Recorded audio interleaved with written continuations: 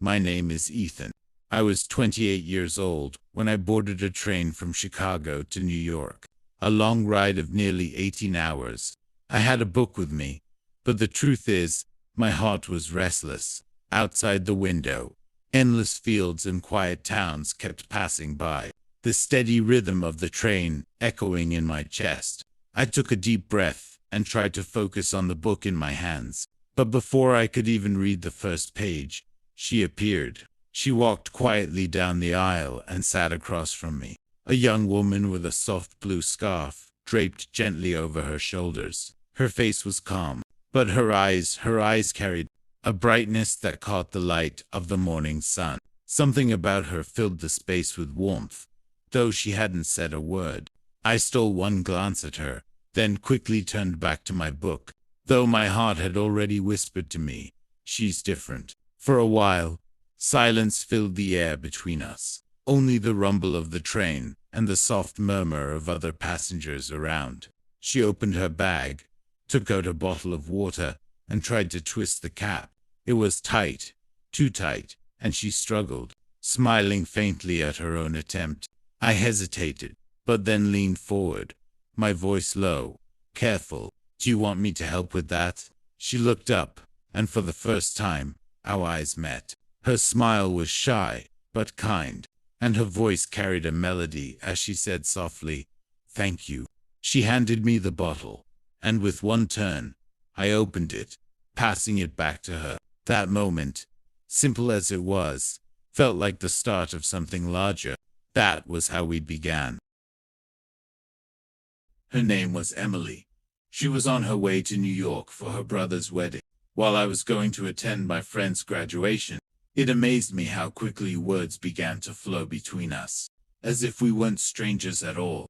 We talked about books, about childhood memories, about the kind of music we loved, and the little things that made us laugh. When she laughed, the sound was so gentle and pure that it felt like sunlight had broken through clouds. Time seemed to fold in on itself. The hours slipped away unnoticed. By the time night fell, the train had rolled into dark forests, and most passengers had drifted to sleep, their heads against pillows and windows.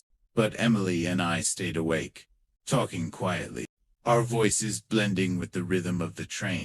At one point, she tilted her head and asked, "Do you usually sleep on long trips?" My chest tightened, and I smiled, looking at her. "Not when I have someone interesting to talk to." Her cheeks flushed red, her gaze lowered, and she smiled shyly. That silence which followed was powerful, stronger than words, and in that moment, my heart told me I was falling for her. The night slipped away, and at dawn, sunlight spilled through the window, painting her face in gold. She stirred slowly, rubbing her eyes, whispering in a sleepy voice, "Are we there yet?" I couldn't stop my smile as I answered softly, "Almost." And watching her like that, half asleep, half awake, I knew, deep down, this journey would leave its mark on me forever. But as the train drew closer to New York, my heart began to feel heavy, as though each mile brought us closer not only to the city, but to goodbye. The skyline appeared in the distance, tall and proud, and the chatter of passengers grew louder as people gathered their bags. The magic of the night, of the laughter, of the quiet silences, was slowly being drowned out by reality. I wanted to tell her everything that was pressing in my chest.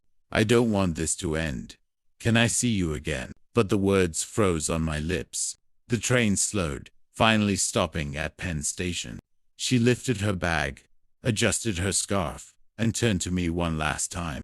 "This was a wonderful trip," she said, her eyes soft, her voice sincere. Desperation rose in me, and I asked, "Can we meet again?" She paused. For a heartbeat, the world held still.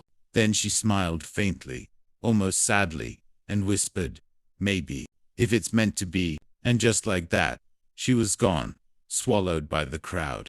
I stood frozen, her smile etched in my memory, a flame that refused to go out. Sometimes love is not about forever. Sometimes love is just a moment, one journey, one stranger, one story that lives in your heart for the rest of your life.